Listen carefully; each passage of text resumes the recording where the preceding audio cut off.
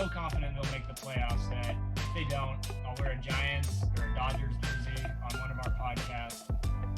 You don't need the pressure of always trying to perform here at the major league level, so that might be a good thing.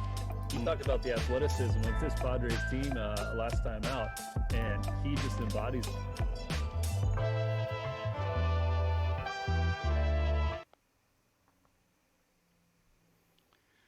Good afternoon, everybody. It is time for another episode of the BCSC podcast, live from San Diego, California. I am Andy Bishop, and I'm joined by my friend, my producer, my co-host, Brian Vilvin. Another good week here in San Diego, buddy. Excellent week. How you doing, Andy? Happy Friday. I'm good, man. Yeah, same to you. It's like there's a few things I can rely on: death, taxes, and perfect weather in San Diego in late January. Just in time for the Farmers Insurance Open coming up here at Torrey next week. Yeah, last week was one of those postcard weekends here in San Diego. Just perfect. Couldn't have drawn it up better. Yeah, man. Well, we are rocking our San Diego Padres as normal, and we are really excited for this episode because we have a very special guest. If you're a Padres fan, you know who this guy is. If you don't, then you're hiding under a rock or a cave or something. He has more energy than just about anybody in this world. Saying he's a fanatic isn't even putting it right. He's a level above that. His name is Ryan Cohen. He is kind enough to join us here on the Best Coast Sports Connection. Ryan, thanks for joining us. How you doing, my friend? First of all, thank you for that intro. Very nice. I'm doing well. Padres, been making a ton of moves this offseason. I'm super excited and, no complaints.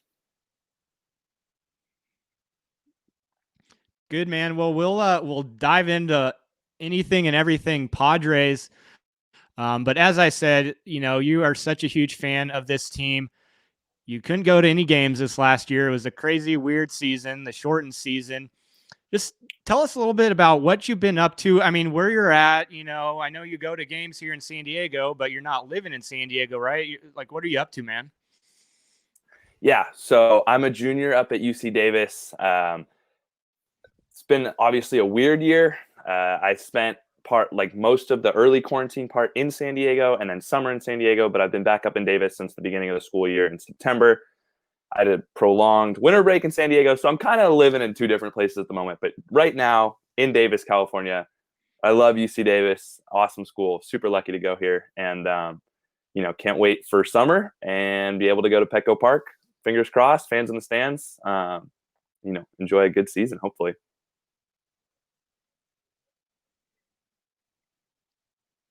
Yeah, I love the UC Davis area. I had a couple cousins that went there. So thanks for repping the pods in Northern California. I know that can be a little bit of enemy territory. There's definitely some Giants fans that head eastward from San Francisco. So thanks for spreading the brown and gold, man.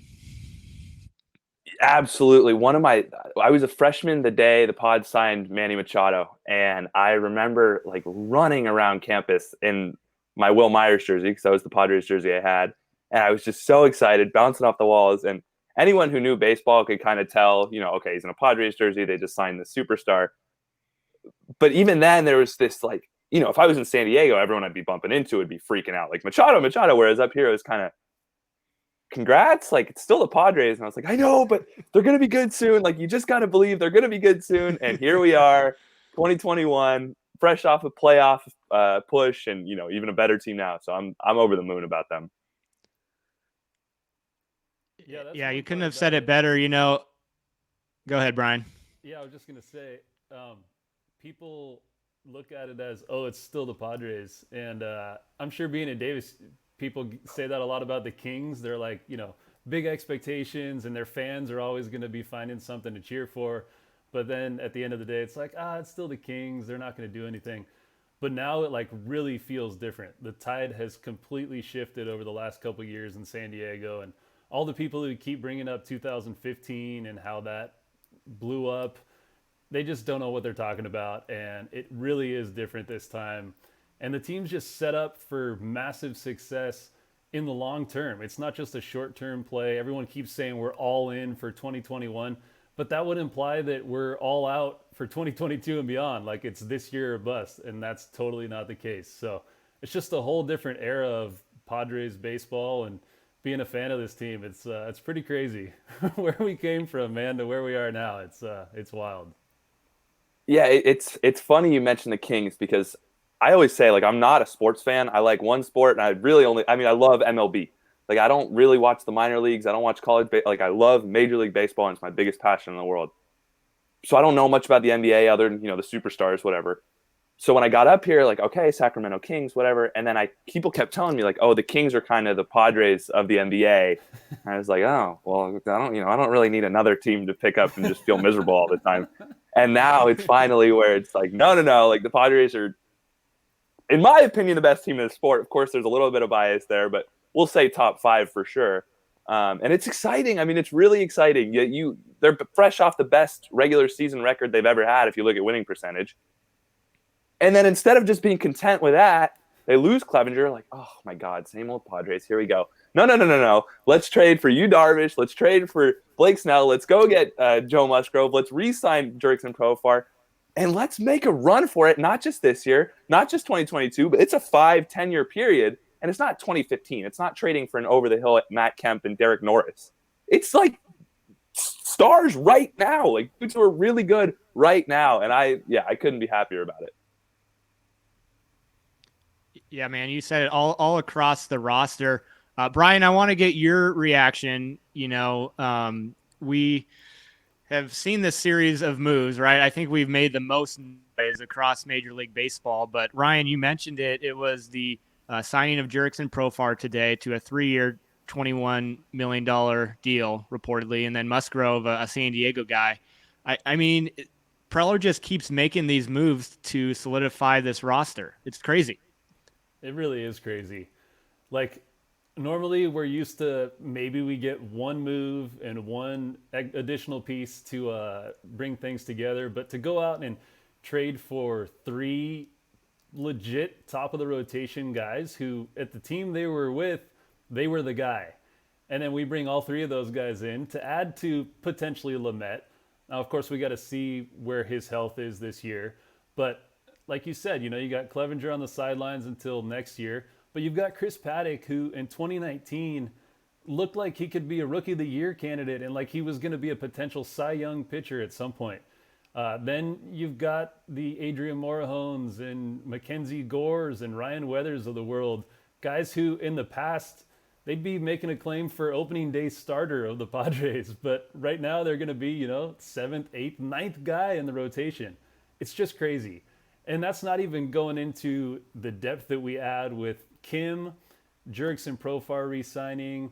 We got that deal done with Tommy Pham. Like, everybody, we have way too many players for the spots on the field, and it's exactly what you want because over 162 games, or, if they played 60 games, you're still going to encounter injuries. We saw that last year, and this team has never been built better to withstand anything that comes their way, whether that's injuries to players in the lineup, pitching staff. I think right now the only question mark is who's going to close for the team. But, Pomeranz could jump in and be a stud in that position. There's still a chance they sign a closer. Preller can do anything. I've never put anything by him. But you look at the roster, it's so complete. It's unbelievable. I've never seen anything like it. 36 years old, born and raised in San Diego, obsessed with the Pods my whole life, and I can't believe the conversation we're having right now. It's insane. Completely nuts. Well, if I can just add one quick thing about Preller, too. I think we've seen him over the last 5 years do some ridiculous stuff.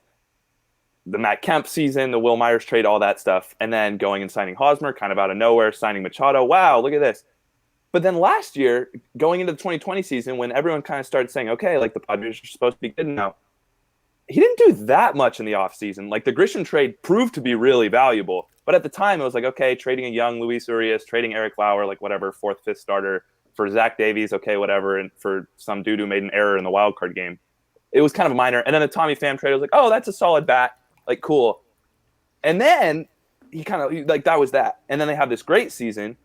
And then I was thinking, okay, well, like clearly this team is really good. Like we'll just kind of coast. Hopefully Mackenzie Gore comes up. Weathers is good. Morejon develops. Baez is good.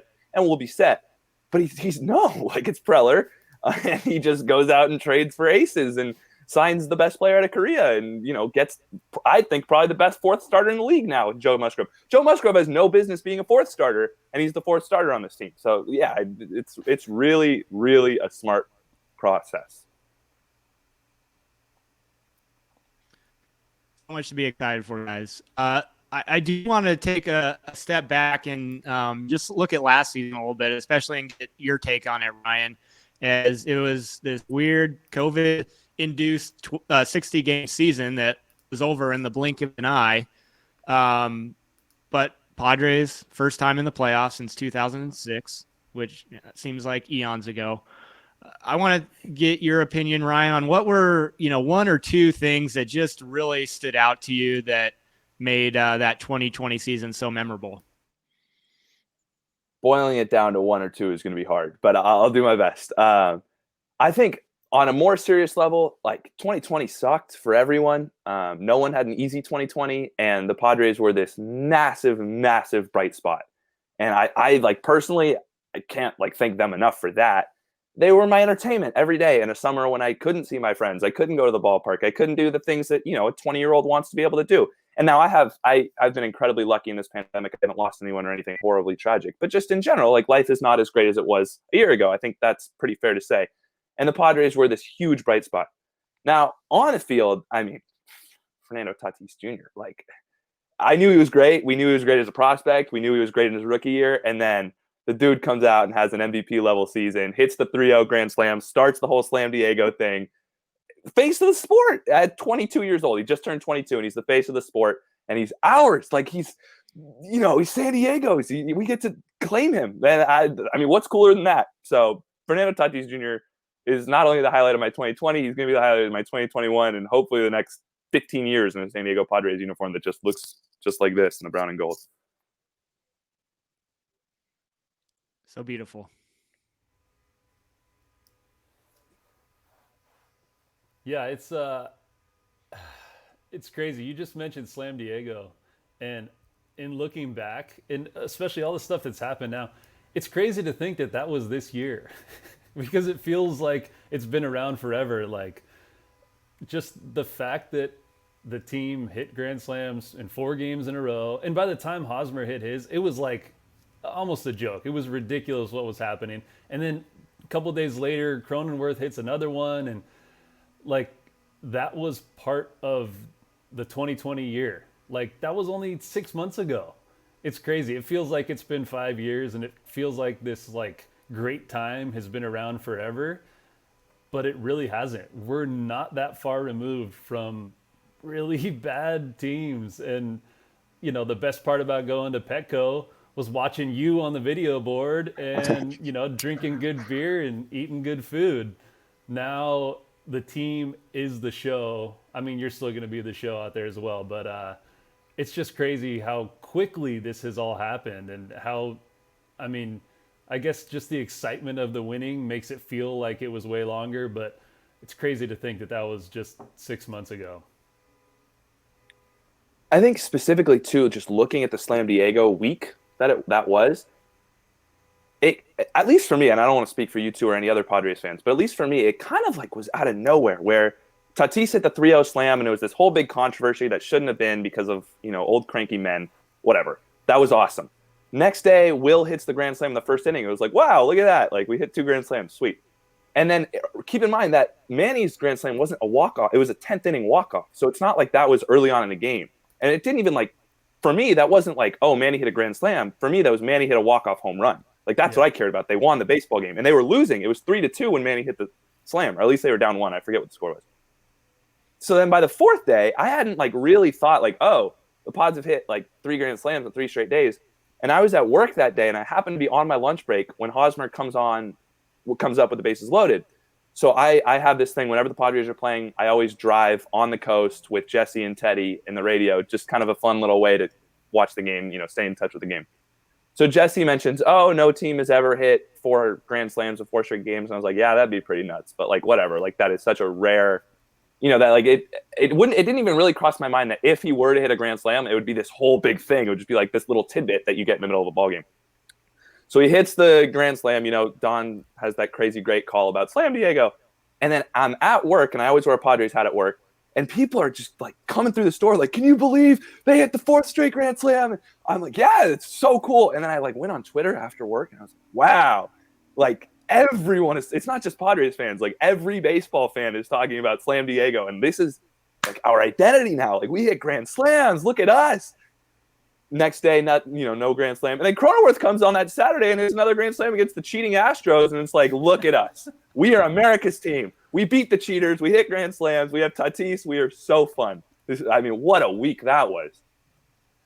Yeah, that was definitely the week that put us on the national map. Like, everyone was talking Slam Diego. We sweep the 4 games from the Rangers, and then I believe we swept the Astros that weekend too. Yep. So yeah, the Texas sweep, and man, just such a fun, lovable team. And then to have that moniker of Slam Diego, it sounds good. It's catchy. Don's call was so good. You nailed that. Cheers. Boom. Yeah, it was just the perfect mix of things to happen all at one time. And it really set the tone for what was to come over the next 2 months, which was just madness. And they had a losing record going into that Texas series. You can say, oh, that sparked them to have this great season. It did. They were a losing team. I remember thinking when they got swept by the Diamondbacks, same old Padres. Like, when is this going to pay off? When is all this love and energy that I put into this team, that we put into this team, when is this going to be worth something? And then Tatis hits the grand slam. I'm like, all right, well, at least we got this dude. Like, he's awesome. They kill the Rangers in that first game. They go on to sweep them. They go on to sweep the Astros. And boom. And if without that, you can make the argument, well, they wouldn't trade for Snell and Darvish and sign Kim and go get Musgrove and re-sign Profar and have this championship level team in 2021. Yeah, you're totally right. You guys, I think remember seeing a statistic as well a couple weeks after Tatis's grand slam on the town. The Texas Rangers went like 3-17 after that game and after that home run by Tatis. So that just added injury to insult for the Rangers. And Ryan, on one of our last podcasts, Brian and I were not just talking about Padres moments, but San Diego sports moments for the entire 2020, which San Diego State had just this incredible basketball team. There was a ton of, Padres memories as well. And we just looked at that Slam Diego moment as when it just put this franchise on the map. And Brian and I were talking the other day, and we were talking about the payroll of this team back in like 2010, 2011, 2012. And it was, maybe 37, 38, 39, 40 million. And to now what it's become over the last handful of years. I mean, this is crazy, Brian. We were trying to figure out what the payroll is going to be. We maybe have a little bit better idea now with Profar, and depending what we do with a closer or not. But, man, we're going to be like a top 10, at least a mid-market payroll going forward for the foreseeable future, which is crazy. I mean, yeah, I think they're top 5, top 7 right now. I'm obviously a little bit younger, so I'm not going to speak in like the whole history of the Padres, but at least in my time as a fan, you mentioned that 2010 team. Like, that team was a game away from making the playoffs, and they had a salary. They had a $40 million roster. Manny Machado makes 30. And obviously there's some inflation in there, but like there's Seidler and Fowler deserve a ton of credit. And even if, and I don't think this will happen, but even if 2021 is an absolute failure and everyone gets hurt and it just everything goes wrong, which again, not going to happen, you still have to give credit to Seidler and Fowler for putting their money where their mouth is and trying to build a winner. And, so far it looks really good. 100%. Hey, you guys, I saw another statistic today. It was pretty cool. So, of course, Garrett Cole, starting pitcher, New York Yankees, I think largest contract for a starting pitcher in history. He's making $36 million a year, or $36 million this year at least. The entire Padres projected starting 5, of course, Snell, Darvish, Musgrove, Lamet, and Paddock, if we want to put them there. Those 5 guys, the payroll for them is $42 million this year. So our entire starting 5 is only about $6 million more than one pitcher out there in New York. I thought that was pretty incredible. So let's look at why that happens, right? That happens because we made trades for these players as opposed to signing them as free agents. And why are we able to make trades? Well, Preller spent all this money on the international market, signs a bunch of young dudes, is so good at scouting these young players that no one's ever heard of. They get to be 16, 17, 18 years old. Oh, the Cubs want 4 of those guys for you, Darvish. Boom. One of them develops into Luis Patino. Trade him to Tampa. Let's go get a bona fide ace in Blake Snell. Like, that's what happened. We were willing to spend money. I shouldn't say we. It's them. Seidler and Fowler were willing to spend money on the international market back in 2016. And now we're seeing the fruits of that, right? We're able to trade those young dudes for stars, like genuine stars. And I just think it speaks to their dedication as owners and Preller's genius as a general manager. Yeah, man, we could not agree more. We are obviously huge Preller fanatics. Andy Bishop and Brian Vilvin here on the BCSC podcast. We are joined by a special guest, a Padres fanatic, and now I think he's our Northern California correspondent here with the BCSC, Ryan Cohen. I think we got to get into, I don't know if it's an art or a science of your fanhood. It's one of the two or some combination of both. But as Brian was mentioning, I mean, you are notorious for your dancing out at Padres games. And as Brian said, this has been in seasons like 2019, 2018, when you have like a 66 win team. I think we had that in 2018, right?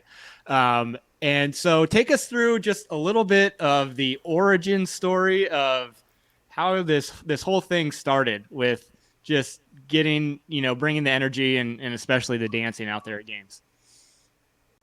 Yeah, I mean, look, the Padres have been bad for the better part of the last decade plus. I can say that as a diehard fan. They haven't been good. And if I'm paying money to go to a game, or if I get a ticket for free, which I've been really lucky. I've gotten quite a few people sending me tickets. I want to have fun. And I obviously want the Padres to win the game. That is the most important thing to me. I care about the Padres more than anything. But if they're getting their butts kicked, or if they're not, I want to mess around and have fun. So when I'm on the car ride down to the game from North County, or on the train, or on the car ride back, or whatever, I'm dancing along. I'm having a blast to the music I'm playing. So I'm at the game, and there are 40,000 people or 20,000 people some nights, and there's music playing over the loudspeaker for everyone to hear. Yeah, I mean, I'm going to dance along and have fun too. Now, the thing that you don't see is all the innings that I don't get on the Jumbotron, and I'm still dancing. I'm still just trying to have some fun.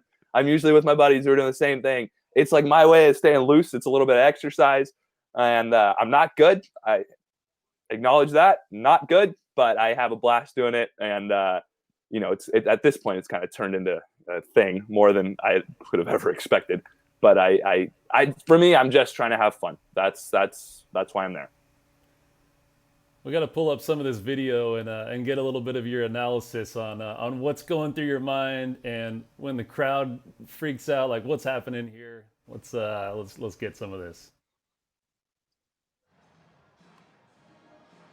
Okay, yeah, this was a day game against the Braves. This was the day Tatis avoided the pickoff throw from Soroka and he did that matrix dive. This is one of 2 games in my entire life that I went to alone. I got a free ticket and just went. So as you can see, I'm just kind of sitting there by myself, and I was not trying to get on the Tron. I was just kind of by myself, and then I noticed it got on me, and I don't, you want a breakdown of what's going through my mind. I don't know. I'm just having fun. I start walking down the stairs, lose the hat, and once the crowd starts yelling, it's like, wow, this is really pretty special. It's pretty fun. And then, of course, walking around, you go to the restroom, you go to get a hot dog, you go to leave the game, and everyone's like, hey, man, great man. Oh, well, just trying to have some fun, but thank you. All right, here we go. We got a couple more. Let's. All right, so this is Michael Clark over there, and I told him, dude, you got to dance. You got to dance. And he wouldn't do it. He wouldn't dance. It was a day game. We had tickets together, and this was Luis Urias's first week in the big leagues. This was 2018. And then, yeah, I guess I was just trying to have some fun. Camera gets on there. Hat has to go off. That's rule number 1. The hat cannot stay on. And then, feel a little neck soreness the next day. All right, we got 2 more here. This is awesome analysis. I love this. This is a blast. So good, man. So good. Oh, okay. This one. This was maybe my favorite Padres game I've ever been to. So it was after I graduated high school. I wore a Padres jersey to my graduation, and Wayne Partello reached out to me and said, "Hey, man, congrats. We'd love to get you 4 tickets to the game. Like, we'll get you really good tickets, and you can come on the field before." So me, that's Jake Garcia, Jack DeLuca, and Michael Clark were there. We went on the field before the game. We got to hang out. I talked to Mark Kotze, who was the A's bench coach at the time, for a little bit. And then we had these great tickets, and they obviously knew we were there because they had given me the tickets, quite literally. And we got to talk to the camera people before the game. We all kind of shared a laugh. And so I think I was up on the Jumbotron that night like 10, 12 times. It was pretty nuts. All right, last video here. This is so good. That was the same night. We were just out of our minds. Watch my face at the end here. Yeah! I was very stoked. That was a great night. And then they lost in the 10th inning. So it was a really great night until the very end. But we had fun that night for sure. Dude, that is so good. Like, because as I'm watching it, it's like you're probably listening to some kind of hip hop music or something or whatever. So you're going with those moves. Then when you take the hat off, it's like you're at a heavy metal rock concert, like just all sorts of different levels. And dude, I would love to see you pull that move off right now with the locks you've got going on right now. Yeah, we got some. Yeah. I'm like kind of on a, I'm not seeing anyone other than like my housemates. So this is the first time I've had human interaction other than Zooms and my housemates. So I'm letting it go. You guys, okay, here's a little thing for you guys. I haven't told anyone this. Last week, completely randomly auditioned for Wheel of Fortune. I don't really watch Wheel of Fortune until very, very recently, but I might get on the show for Wheel of Fortune. So I'm not cutting my hair or shaving until I get on the show, which again might not happen. But that's the current plan with his locks. And then in terms of like remaking the dance moves, it's like an energy thing. You like build off the people around you. I'm in my room alone up here. Look at this. I got some jerseys. Oh, you can't see that. Oh, there they are. Whatever. I'm just in my room alone. So I can like the face, there's like a certain face where it's, and I don't know what that is. I don't know why that comes to be, but I like have this certain open mouth type thing. But the dancing, I don't know where that, I think I need the music to be really loud and I need people around me.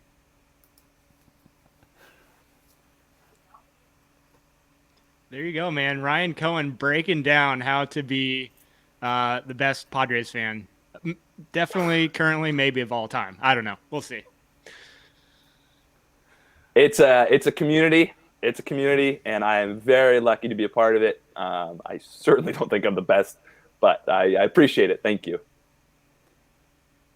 What's it going to be like when we finally win? Like, it's going to happen. This team is going to win a World Series.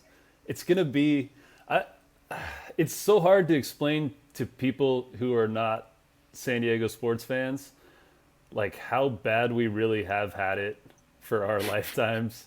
And all these other cities, the Bostons of the world who win 20 championships between their 4 major sports over the last decade. And they'll never feel that feeling that we're going to have when it finally happens for the Padres. Like, I don't think there's any fan base that can imagine what that will be like for us. Yeah, gosh, I can't wait. I've thought about this before, like what my reaction will be when they win the World Series. And the logical side of me thinks like, oh, I'm going to freak out, hug everyone in sight. Like, of course, just go nuts. Then there's another part of me that thinks I'm just going to be, whether I'm at the game or watching on TV or however I'm consuming it, I'm just going to sit there, like, punch my fist and start crying. Like, they did it. When they clinched, so keep in mind, I became a Padres fan in 2007 when I was 6 years old. So this was really my first Padres playoff team. So when they clinched this year, I like curled up in like fetal position on the living room floor and just like kind of like in shock. And I don't even remember it. I don't remember it. Shout out to Finn Snyder who was like, dude, are you like okay? Are you good? I'm like, yeah, just this is like emotional for me. This is a big deal. And that was just for making the playoffs in an expanded playoffs in a 60-game season. So when they do win the World Series, when they win, yeah, I mean, I have no idea. I have no idea. I just hope we're able to all hug one another and celebrate together. That's what I really want. Yeah, man, it's been crazy. Can't wait till we're able to experience that and let alone get out to the ballpark here. Hopefully at some point this year, we'll see. We are joined by Ryan Cohen here on the BCSC podcast. Let's look forward. I love the graphic, Brian. Let's look forward to 2021. We've broken down this team a little bit, but what is one piece of the roster? I'll ask both of you, and I'll start with Ryan here. What's one piece of the roster that you are most looking forward to seeing this year? It's Fernando Tatis Jr., but I'll just say other than him because that's such a slam dunk. I think there are two guys who I'm really curious to see how they do this year, and that's Trent Grisham and Drake Cronenworth. It's not that I don't think. I know that the Padres don't have the success that they do in 2020 without those two. Obviously, younger players, not as long of a track record, but really talented for both of them. So if one of them or both of them can play up to how they played in a 60-game season, over 162, like, let's go. We have a darn good lineup. So I'm really curious to see how those two dudes, and then Blake Snell and Yu Darvish, getting to watch them every fifth day is going to be super fun too. I think one of the biggest things I'm interested in seeing is how Tommy Pham plays. He had some injuries that he was dealing with, a couple of off-field things, getting COVID right at the beginning of the season, and then in the off-season with the stabbing. And I don't know, there's been so much stuff with Tommy Pham, but he has the potential to be just such a stud. And to see if he's the everyday left fielder, which, I'm sure he's going to be. But Jurickson Profar played a really good left field for us last year. So there's going to be competition, and I think the competition is going to make everybody better. Like, look how good Will Myers was this last year. He's been overlooked a lot by who the best players were in 2020 for the Pods, but, the fact that he's surrounded by really good talent up and down the lineup, like, he's a guy who thrives in that type of environment. And I want to see how everybody else does. Like, how does Kim perform when he's fighting for playing time? He's gone from being the man in Korea to coming in, and he's going to be, scraping for at-bats because we've got Cronenworth, we've got Profar, we've got a bunch of these proven guys. But maybe he comes in and steps up and elevates everybody to even another notch up, like a higher level. So the competition is something we've never seen before, and I just can't wait to see how it plays out. I think it's really going to elevate everybody's game, and this is the year we finally take the West back. The Pods are winning the division this year. That's what I'm saying right now. 8 years is enough for the Dodgers. Get them out of here. Boom. Padres. Let's do it. I think we can all make that bold prediction for sure. I'll add on to what you guys have been talking about. Kind of an easy answer for me, but it's the starting rotation. I know it's easy to say because we've made all these big acquisitions the last couple of weeks, but you guys, we have not had this depth at the starting pitching spot since, like, I don't know, Brian, it maybe Jake Peavy, Chris Young days from like 06, 05, 06, 07, something like that. Anyways, just the fact that you have this starting 3 or 4 guys that are dominant, and then you have these other names, Brian, like you've been talking about, Mackenzie Gore, Morahone, Weathers. So, hey, if one of your starters has a bad outing and only goes 2 or 3 innings, maybe you can use one of these guys as a dominant middle reliever. So just to have all those options and all the depth, I love it. And I don't really know what to do with myself because it's crazy. Too much good. We don't know how to handle it. Well, in past years too, I mean, let's take when Tyson Ross was really good, right? Every fifth day, you got Tyson Ross. Like, okay, this is an all-star level pitcher for a year and a half or whatever it was. And then in between there, you had Eric Stoltz. Now it's like every fifth day is Yu Darvish. Every the other one is Blake Snell and then Lamet and Musgrove and Paddock, who's a year removed from being really good. I mean, it's like every day is a chance for maybe our first no-hitter. Like, wouldn't that be something? Every day is a legitimate chance for like 7 strong innings. And it's not like, well, hopefully on Friday he'll be good because Saturday, Sunday, Monday isn't going to be so hot. And I think that's the most exciting part of the rotation is every single dude that's going to throw an inning for the Padres this year is really talented. Guys, we're only 2 seasons removed from our opening series was Eric Lauer, Joey Lucchesi, Nick Margevicius. That was our top 3. We're about to go Lamet, Darvish, Snell, Musgrove, Paddock in some order. Like, oh my gosh. And we're 22 months later. That is such a crazy transformation that AJ Preller pulled off. I don't know. I mean, if they go on one of these magical runs over the next couple of years and win a World Series, they might make a movie about this team. Like, it's that crazy. Like Moneyball status. We're living through history right now, and it's pretty wild. And also the other thing is it's been such a positive in such a rough year. The last 10 months have been brutal for everybody. Ryan, you touched on it a little bit earlier. Andy and I have talked about it a bunch on the podcast here. 2020 has just been a stretch for everyone globally, and the Padres have been like the brightest light we could ever imagine. And just, to think about that a few years ago, that the Padres would be the thing pulling us through a pandemic, it's just wild. So cool. Yeah, man, for sure. Winding down here on the BCSC podcast, joined by Ryan Cohen. So, Ryan, I don't know if you know yet, do you have any plans this summer of coming back to San Diego? And if you are able to go to games, how many do you think you'd go to, or what are you lining up here, my friend? Yeah, so definitely planning at the moment on being in San Diego for summer. Obviously, had no idea what the fan situation is going to be like at Petco, but assuming, let's just say it's normal, which I have no idea if it will be or not. I want to get out to like 20 games or so. In the past, so looking at 2019, I went to 22 games and paid for 2 of them because so many people on Twitter would just send me their extra season tickets, which, I mean, thank you. If you're listening, like, thank you. You know who you are. You're all amazing. That's not going to happen this year because everyone wants to go to the games. So I don't know, just money speaking, if I'm going to be able to get to 22, but I'm going to go to as many games as the law will let me and my job will let me. And I'll spend every last penny to go to the World Series. If the Pods know what's good, then any game where there are extra tickets remaining, like, they only sell 47,212 and there's 214 available. They need to get you one of those tickets, put you front and center, get you up on the Jumbotron. It is a marketing move for them. Here we go. We forgot to bring this picture in, but let's pull it in. There you are, up on the board. Everyone's fired up. Isn't that an awesome photo?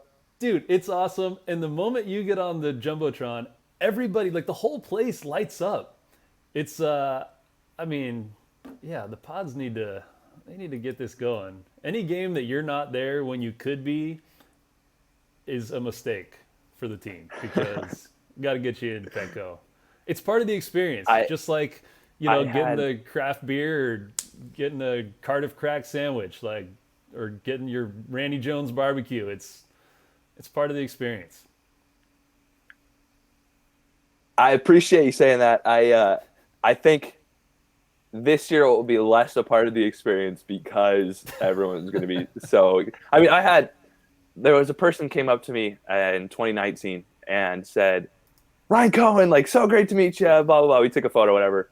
And as I was, saying goodbye, he said, that like most Padres fans like recognize you more than like the 25th guy on the roster, the last guy in the bullpen. And I was like, well, that's not necessarily true, whatever. And he goes, do you think anyone here would recognize, I don't even remember which reliever he said, if they were walking on the street? And I was like, I see your point, like, whatever. I'm not going to say I completely agree, but like the point is that is not going to be the case this year. Every single Padre is like so talented. You don't get on this roster if you're not a legit MLB player. And you know, as much fun as I will be having when I'm at the games, and I'm not changing at all.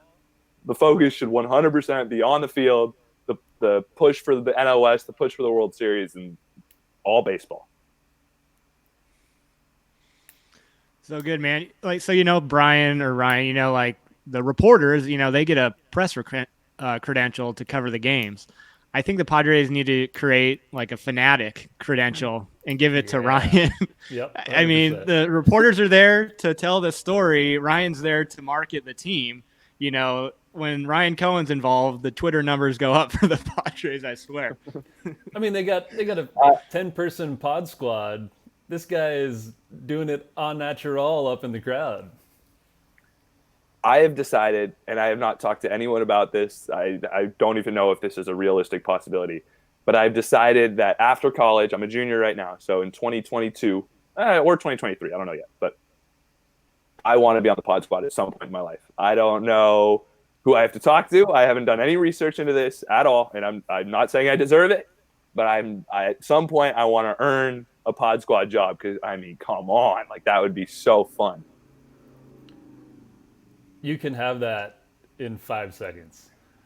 We got people, but I mean, all you got to do is put a tweet out that says, I want to be on the pod squad, and you're on the pod squad. We'll see. Exactly. I hope that'd be fun. And it's a lot, man. You're super humble. You're clearly trying to say everything's about the team on the field. And that's, of course, you would say that because you're just awesome.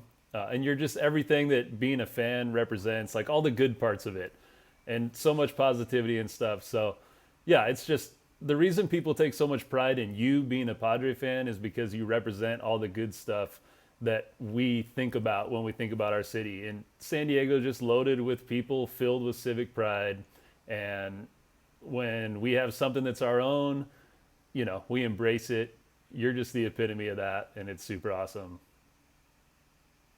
That's awesome, Brian. Thank you. Seriously, thank you. That's really nice of you to say.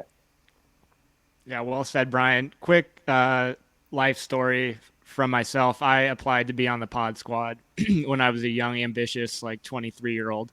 There were 3 rounds of interviews. I only made it to the second. They're like, no, sorry, man. So I just wasn't cut out for that life. I'm going to have to talk to you about some advice here because I'm like, what are the questions? Can you give me one example question? What are they asking?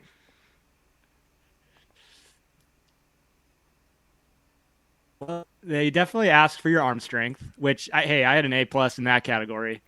And I don't know, man. This was 10 years ago. So I kind of buried it until you brought up the pod squad. Sorry to bring up bad memories. My bad.